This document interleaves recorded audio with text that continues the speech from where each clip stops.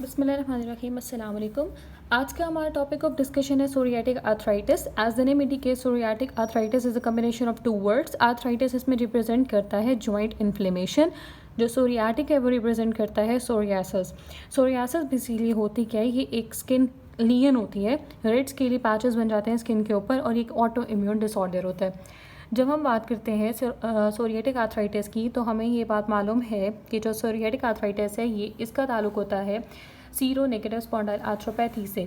जो sero negative स्पॉन्डाइल आर्थ्रोपैथीज़ होती हैं वो क्या होती हैं? सीरो नेगेटिव का मतलब ये होता है कि इसके अंदर कोई स्पेसिफिक ऑटो एंटीबॉडी नहीं होती। जब हम स्पॉन्डाइल आर्थ्रोपैथीज़ की बात करते हैं तो स्पॉन्डाइल आर्थ्रोपैथी जो है वो एक ऑटो इम्यून डिसऑर्डर होता है जो इफेक्ट करता है मेनली जॉइंट्स को।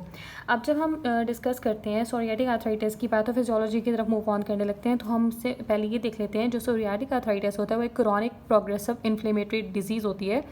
इसमें मोस्टली जो है हमारे इम्यून सेल्स इन्वॉल्व होते हैं। इम्यून सेल्स के अलावा ये मोस्टली उन पेशेंट के अंदर होती है, उन पर्सन के अंदर होती है जिनकी जेनेटिक प्रीडिस्पोजिशन होती है to a particular gene which is HLA-B and HLA-C, most important of which is HLA-B27। तो जब हम बात करते हैं सोरियाटिक आर्थराइटिस की, हमने बताया कि हम डील करते हैं with a particular gene HLA-B27। HLA-B27 basically करती क्या है? HLA-B27 जो है ये एनकोड करती है एक प्रोटीन को। अब वो प्रोटीन कौन सा होता है जिसको ये एनकोड कर रही है? वो हमारे पास एक मेजर हिस्टोकम्पैटिबिलिटी कॉम्प्लेक्स होता है। मेजर हिस्टोकम्पैटिबिलिटी कॉम्प्लेक्स जो होता है ना, ये मौजूद कहाँ होता है? ये सेल सर्फेस के ऊपर मौजूद होता है। जब ये सेल सर्फेस के ऊपर प्रेजेंट होगा, ये एक्ट करेगा as a platform for serving the proteins inside the cell to the surface of the cell. हमने यहाँ पे एक सेल ड्रॉ कर लिया। सेल के अंदर जो ये प्रोटीन मॉलिक्यूल है ये मूव करेगा outside the cell via major histocompatibility complex. जब मेजर हिस्टोकम्पैटिबिलिटी कॉम्प्लेक्स इस प्रोटीन को अपनी सर्फेस पे एक्सपोज करेगा, तो बॉडी के अंदर जो मौजूद हमारे CD8 पॉजिटिव इम्यून सेल्स हैं, टी सेल्स हैं, वो एक्टिवेट हो जाएंगे, साइटोटॉक्सिक टी सेल्स, और वो इस एंटीजन को रिकॉग्नाइज करेंगे। जब इस प्रोटीन मॉलिक्यूल को रिकॉग्नाइज करेंगे, अगर वो इसको कंसिडर करेंगे एज अ मॉलिक्यूल जो कि बॉडी का अपना इंट्रेंसिक है, सेल्फ एंटीजन है, तो वो किसी किस्म का कोई इम्यून मैकेनिज्म एक्टिवेट नहीं होगा, कोई रिएक्शन प्रोड्यूस नहीं होगा, और जो एंटीजन है वो रिकॉग्नाइज हो जाएगा एज हार्मलेस सेल्फ एंटीजन, और ये सेल्स कोई रिस्पॉन्स प्रोड्यूस नहीं करेंगे। लेकिन वो पेशेंट जिनके अंदर HLA-B27 जो जीन होती है उसकी प्रीडिस्पोजिशन होती है, उनके अंदर ये सारा प्रोसेस ऐसे नॉर्मल कैरी आउट नहीं होता। उनके अंदर होता क्या है, उसकी पैथोफिजियोलॉजी को अंडरस्टैंड करने के लिए एक रिप्रेजेंटेशन से देख लेते हैं। ये हमारे पास एक पिक्चर है जो कि रिप्रेजेंट करी है पैथोफिजियोलॉजी ऑफ सोरियाटिक आर्थराइटिस। अब इसमें हमने बता दिया कि हमारा वो पेशेंट जिसके अंदर जेनेटिक प्रोडिस्पोजिशन है HLA-B और HLA-C के लिए, उनके अंदर chances of psoriatic arthritis develop होना ज़्यादा इजी है as compare to other patient जिनके अंदर जेनेटिक प्रीडिस्पोजिशन नहीं है। अब इसके अलावा क्या होता है कि सिर्फ एक जेनेटिक प्रीडिस्पोजिशन ही मेन फैक्टर नहीं होता जो सारे प्रोसीजर को कैरी आउट कर रहा होता है। थोड़े से हमारे इन्वायरमेंटल फैक्टर्स भी होते हैं, इन्वायरमेंटल ट्रिगरिंग फैक्टर्स होते हैं जो इस प्रोसेस को ट्रिगर कर रहे होते हैं। उनमें हमारे पास क्या क्या हो सकता है? उनके में हमारे पास फिजिकल ट्रॉमा हो सकता है, कोई इन्फेक्शन हो सकता है। अब जब बॉडी के अंदर वो पेशेंट जिसके अंदर जेनेटिक प्रीडिस्पोजिशन है उसको कोई इन्फेक्शन हुआ है, कोई ट्रॉमा हुआ है, तो क्या होगा? बॉडी के अंदर इन्फ्लेमेटरी मैकेनिज्म जो है वो एक्टिवेट होगा।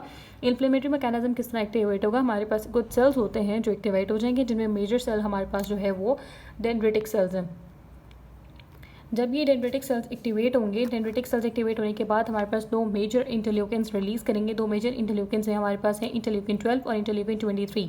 जब हम बात करते हैं इंटरल्यूकिन 23 की, इंटरल्यूकिन 23 एक्टिवेट होने के बाद क्या करता है? CD4 पॉजिटिव जो टी सेल्स हैं उनकी एक्टिवेशन करा देता है, हेल्पर टी लिम्फोसाइट्स की एक्टिवेशन कराता है। हेल्पर टी लिम्फोसाइट्स आगे फर्दर रोल प्ले करता है। हेल्पर टी लिम्फोसाइट किस तरह अपना रोल प्ले करता है? हेल्पर टी लिम्फोसाइट जो है वो रिक्रूटमेंट कराता है, एक्टिवेशन कराता है मैक्रोफेजेस और न्यूट्रोफिल्स की इन द इन्फ्लेम्ड एरिया। जब ये हमारे पास इन्फ्लेम्ड एरिया के अंदर रिक्रूटमेंट और एक्टिवेशन और मैक्रोफेजेस और न्यूट्रोफिल कराएगा, तो क्या होगा? ये TH17 सेल्स हैं यानी हेल्पर टी लिम्फोसाइट्स हैं, इन्होंने हमारे पास एक्टिवेट करा दिया मैक्रोफेजेस को। मैक्रोफेजेस ने आगे फर्दर इन्फ्लेमेटरी साइटोकाइंस रिलीज़ किए, वो इन्वॉल्व हुए इन्फ्लेमेशन में। इन्फ्लेमेशन में किस तरह इन्वॉल्व हुए कि इन tumour necrosis factor alpha, interleukin 1 और 6 जो रिलीज़ हो रहे हैं फ्रॉम द मैक्रोफेजेस, इन्होंने जाके एक्ट किया साइनोवियल फाइब्रोब्लास्ट के ऊपर। साइनोवियल फाइब्रोब्लास्ट पे एक्ट किया तो साइनोवियल फाइब्रोब्लास्ट ने हमारे पास डिफरेंट काइंड ऑफ प्रोटीनेसेस प्रोड्यूस किए। डिफरेंट काइंड ऑफ प्रोटीनेसेस में हमारे पास मेटालो प्रोटीनेसेस हो सकते हैं। अब ये जो मेटालो प्रोटीनेसेस एक्टिवेट हुए हैं, ये बेसिकली क्या है? प्रोटीनेसेस हैं। प्रोटीनेसेस हैं तो इन्होंने क्या करना है, जो हमारे पास कोलेजन मौजूद है कार्टिलेज के अंदर, बोन के अंदर कोलेजन मौजूद है, उसकी डिग्रेडेशन स्टार्ट करा देंगे। ब्रेक डाउन ऑफ कोलेजन होने लग जाएगा due to this production of metalloproteinases. इसके अलावा जो साइनोवियल फाइब्रोब्लास्ट हैं ये क्या करेंगे, ये हमारे पास दो फैक्टर्स रिलीज़ कराएंगे, रैंक एल और MCSF। ये जो रैंक एल और MCSF है, MCSF रिप्रेजेंट करता है मैक्रोफेज कॉलोनी स्टिमुलेटिंग फैक्टर को, और जो रैंक एल है वो रिप्रेजेंट करता है रैंक लाइगेंड को। जब ये हमारे पास फैक्टर्स एक्टिवेट होंगे, ये फैक्टर्स क्या करेंगे, ये बोन के जो ऑस्टियोक्लास्ट सेल्स हैं, ऑस्टियोक्लास्ट प्रिकर्सर सेल्स हैं, उनको एक्टिवेट कराएगा। ऑस्टियोक्लास्ट प्रिकर्सर सेल्स का रोल क्या होता है, उनका फंक्शन क्या होता है, उन्होंने बोन रिजॉर्प्शन करानी होती है। Activation of osteoclast precursor cells होंगे that will lead to bone erosion, bone resorption. अब हमने देख लिया कि जब हमारे पास इन्फ्लेमेटरी प्रोसेस गोइंग ऑन होगा तो हमारे पास कौन कौन से साइंस नज़र आएंगे हमें एक्सरे फाइंडिंग्स के ऊपर। हमें कार्टिलेज ब्रेकडाउन नज़र आ रहा होगा, हमें बोन एरोजन नज़र आ रही होगी, ठीक है। इसके अलावा क्या होता है, जब इन्फ्लेमेटरी प्रोसेस गोइंग ऑन होता है जॉइंट के अंदर, तो हम जो साइनोवियल फाइब्रोब्लास्ट हैं वो certain kinds of other cytokines release करते हैं। रैंक एल और मेटालोप्रोटीनेजेस के अलावा कुछ और इन्फ्लेमेटरी जो है ये साइटोकाइंस रिलीज़ करते हैं। उनमें मोस्ट इंपॉर्टेंट हमारे पास होते हैं ब्रेडिकाइनेंस, प्रोस्टाग्लैंडिन्स और नाइट्रिक ऑक्साइड। जब ये रिलीज़ होंगे तो जॉइंट के अंदर मौजूद जो नर्व इम्पल्सेस होती हैं, सेंसरी नर्व इम्पल्सेस, वो टेक करेंगे इम्पल्स को, इन ब्रेडिकाइनेंस और जो ये प्रोस्टाग्लैंडिन्स हैं इनकी सेंसेशन को कैरी करेगा, कैरी करके वो अपने पाथवे के जरिए ब्रेन में जाके जो पेन रिसेप्टर्स हैं उनको एक्टिवेट करेगा, that will at the end lead to the pain और वेजोडाइलेशन। अब हम बात कर लेते हैं इंटरल्यूकिन 12 की। हमने बताया था कि डेंड्रिटिक सेल से दो इंपॉर्टेंट इंटरल्यूकिन्स प्रोड्यूस हैं, इंटरल्यूकिन 23 और इंटरल्यूकिन 12। जब हम इंटरल्यूकिन 12 की बात करते हैं तो ये एक्टिवेट करता है हमारी बॉडी के CD8 पॉजिटिव टी सेल्स को, जो साइटोटॉक्सिक सेल्स होते हैं। इनका भी काम क्या होता है कि उन्होंने certain kind of inflammatory cytokines release करने होते हैं, that will lead to the activation of macrophages, और मैक्रोफेजेस की एक्टिवेशन की वजह से जो बाकी इन्फ्लेमेटरी प्रोसेस है वो गोइंग ऑन होगा। जब हमने बात की थी CD4 पॉजिटिव टी सेल्स की, TH17 सेल्स की, इन्होंने फर्दर एक और रोल प्ले करना होता है other than cartilage breakdown, other than bone erosion और पेन। वो क्या होता है कि जहाँ पे बोन के ऊपर हमारी टेंडन की इंसर्शन हो रही होती है उस एरिया में भी इन्फ्लेमेशन कॉज करा देता है, जिसको हम कहते हैं enthesitis. Enthesitis at tendon insertion हो जाती है। ये हमारे पास थी pathophysiology along with some science which are present in psoriatic arthritis patient. अभी जो हमने पैथोफिजियोलॉजी रीड की उससे हम थोड़ा सा एक दफ़ा रिकॉल कर लेते हैं कि जेनेटिक प्रीडिस्पोजिशन के साथ साथ एनवायरमेंटल फैक्टर्स रोल प्ले करते हैं। एनवायरमेंटल फैक्टर्स में हमारे पास फिजिकल ट्रॉमा, इन्फेक्शन टाइप जो हैं ये एनवायरमेंटल फैक्टर्स होते हैं जो रोल प्ले कर रहे होते हैं। बॉडी के अंदर क्या हुआ है, MHC रिसेप्टर्स की ने एंटीजन को एक्सपोज किया, वो recognise as a foreign antigen recognise होने की वजह से इन्फ्लेमेटरी साइटोकाइंस की प्रोडक्शन हुई, जिन्होंने इम्यून सेल्स को एक्टिवेट कराया। इम्यून सेल्स को एक्टिवेट कराने की वजह से हमारे पास क्या हुआ, इन्फ्लेमेटरी साइटोकाइंस का रिलीज़ हुआ। ट्यूमर नेक्रोसिस फैक्टर इंटरल्यूकिन 12 और 23 का रिलीज़ हुआ। उन्होंने जाके हमारे साइनोवियल फाइब्रोब्लास्ट को, केराटिनोसाइट्स को एक्टिवेट किया। उन्होंने हमारे कार्टिलेज को और बोन इरोजन कराई। एट दी एंड क्या किया, सोरियाटिक प्लैक बना दिया। थोड़ा सा टी लिम्फोसाइट्स के फंक्शन को भी रिकॉल कर लेते हैं। हमने बताया CD8 पॉजिटिव और CD4 पॉजिटिव टी लिम्फोसाइट जो है वो प्रोड्यूस हो रहे हैं। जब वो प्रोड्यूस हो रहे हैं वो एक्टिवेशन ऑफ साइनोवियल फाइब्रोब्लास्ट करा रहे हैं जॉइंट के अंदर, और इससे आगे फर्दर एक्टिवेशन ऑफ ऑस्टियोक्लास्ट और ऑस्टियोब्लास्ट प्रीकर्सर की जनरेशन हो रही है। जब ऑस्टियोक्लास्ट की जनरेशन होगी तो हमारे पास फीचर क्या होगा, बोन इरोजन होने लग जाएगी, जॉइंट इरोजन होने लग जाएगा। जब ऑस्टियोब्लास्ट की एक्टिवेशन होगी तो हमारे पास एक्सेसिव बोन फॉर्मेशन, ऑसिफिकेशन होने लग जाएगी। अगर हमारे पास ऑस्टियोक्लास्ट की प्रोडक्शन रेज हो जाती है, बोन की थिनिंग हो जाती है, तो बोन जो है वो मोर प्रोन है to fractures, to deformities. Clinical features of psoriatic arthritis को डिस्कस करने से पहले हम कुछ पैटर्न्स हैं जिनको हम कह सकते हैं टाइप्स ऑफ सोरियाटिक आर्थराइटिस, वो डिस्कस कर लेते हैं। इनमें जो मेन 3 हमारे पास मेजर होते हैं वो होता है सिमेट्रिकल पोलीआर्थराइटिस, एसिमेट्रिकल पोलीआर्थराइटिस और स्पॉन्डिलोटिक पैटर्न। जो सिमेट्रिकल पोलीआर्थराइटिस होता है इसकी जो रिजेम्बलेंस है वो रूमेटॉइड आर्थराइटिस से बहुत ज़्यादा होती है, इसलिए हम इसको also called as rheumatoid pattern. Symmetrical polyarthritis में क्या होता है कि मोर देन 5 जॉइंट्स जो हैं उनकी इन्वॉल्वमेंट होती है। इसकी प्रीपोनेंस मोस्ट कॉमन होती है फीमेल में। इसमें जॉइंट्स कौन कौन से इन्वॉल्व होते हैं, इसमें small joints of hands involve होते हैं, रेस्ट इन्वॉल्व होते हैं, एंकल्स इन्वॉल्व होते हैं। जब हम स्मॉल जॉइंट्स ऑफ हैंड की बात करते हैं तो उनमें हमारे पास जो जॉइंट इन्वॉल्व होना स्टार्ट होते हैं वो डिस्टल इंटरफेरेंजियल जॉइंट्स होते हैं मोस्ट कॉमनली। अगर अनकॉमन जॉइंट्स की बात करें तो मेटाकार्पोफेरेंजियल जॉइंट जो हमारे नकल्स के जॉइंट होते हैं फिर वो इन्वॉल्व होते हैं, लेकिन ये अनकॉमन कंडीशन है।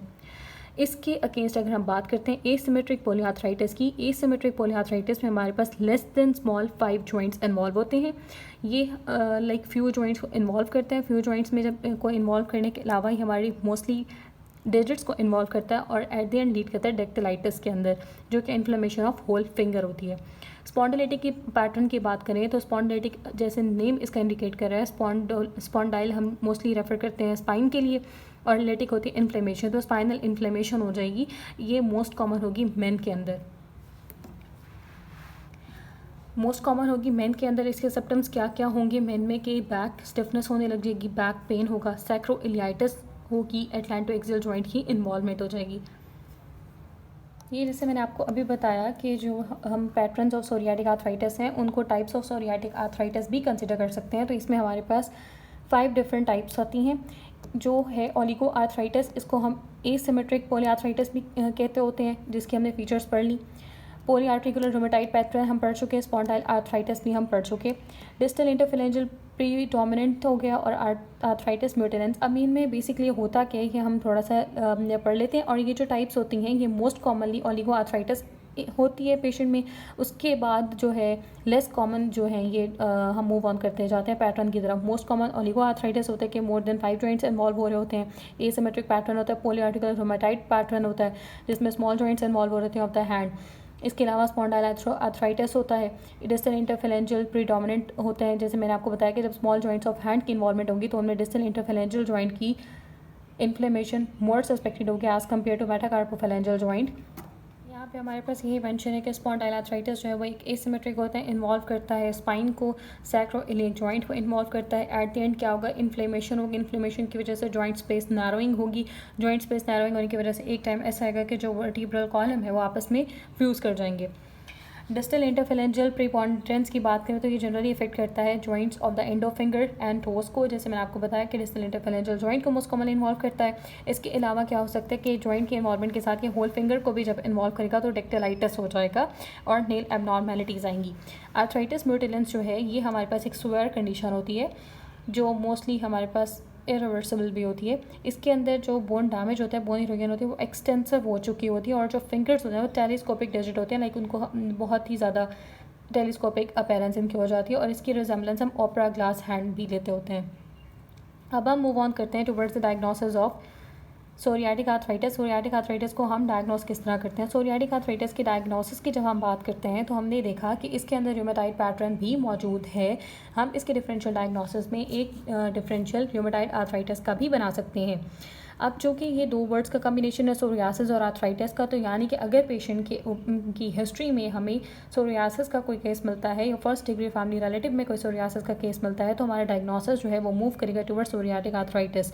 इसके अलावा हम डिफरेंट काइंड्स ऑफ जो है ब्लड टेस्ट करवा लेते हैं। ब्लड टेस्ट में जब हम लुक ऑन करते हैं towards the factors like rheumatoid factor, in order to differentiate it from the rheumatoid arthritis हम र्यूमेटाइड फैक्टर चेक कर लेते हैं। एंटीसिट्रुलिनर्जिक पेप्टाइड एंटीबॉडीज़ ACPA का लेवल चेक कर लेते हैं। अगर ये एब्सेंट होती हैं तो हम रेफर कर देंगे सोरियाटिक आर्थराइटिस है। इसके अलावा ब्लड टेस्ट में जो हमारा ESR एरिथ्रोसाइट सेडिमेंटेशन रेट और C रिएक्टिव प्रोटीन होते हैं, इनका लेवल भी रेज होता है।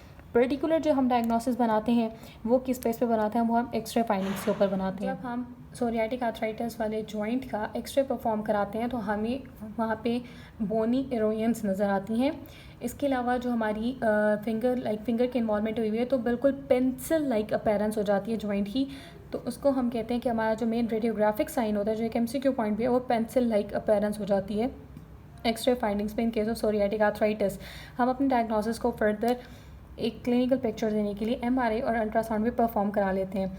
जो हमारा पेशेंट है सोरियाटिक आर्थराइटिस का उसमें different kind of science appear होते हैं।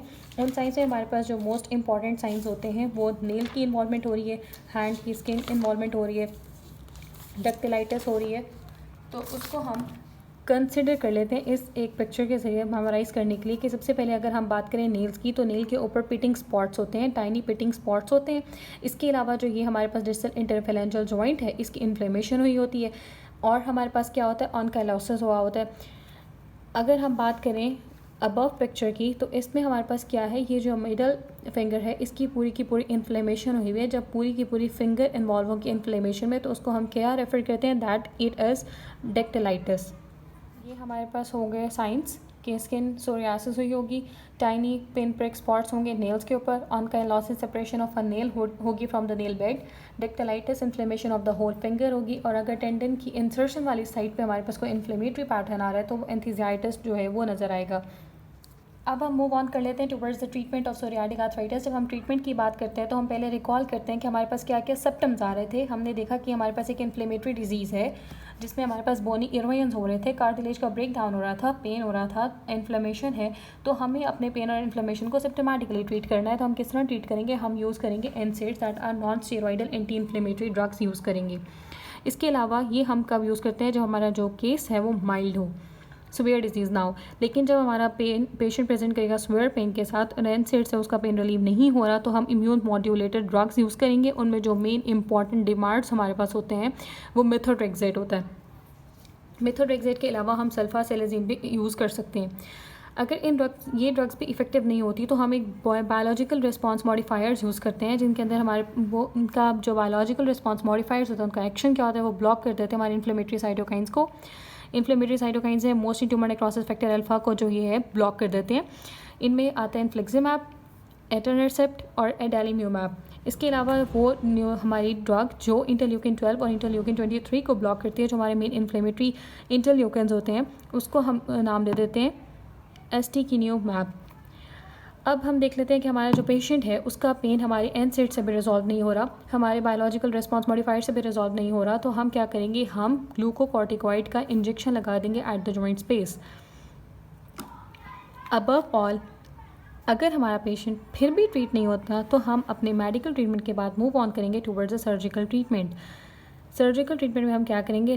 रिपेयर करेंगे डैमेज हिप और नी जॉइंट को, जो मोस्ट कॉमनली इन्वॉल्व हो रहे होंगे। इनके अलावा हैंड जॉइंट्स भी हो सकते हैं, और स्पाइनल सर्जरी परफॉर्म करेंगे। स्पाइनल सर्जरी के एज सच हमारे पास बेनिफिशियल जो है इफ़ेक्ट्स नहीं होते, तो मोस्टली हम अपना ट्रीटमेंट मेडिकल बेसिस पे करते हैं, सिम्टोमेटिक ट्रीटमेंट करते हैं। So at the end of this video you have an assignment, you have to look for the types of seronegative spondyloarthropathies and tell me the types in comment section. Hope you like my video. Thank you so much. Allah Hafiz.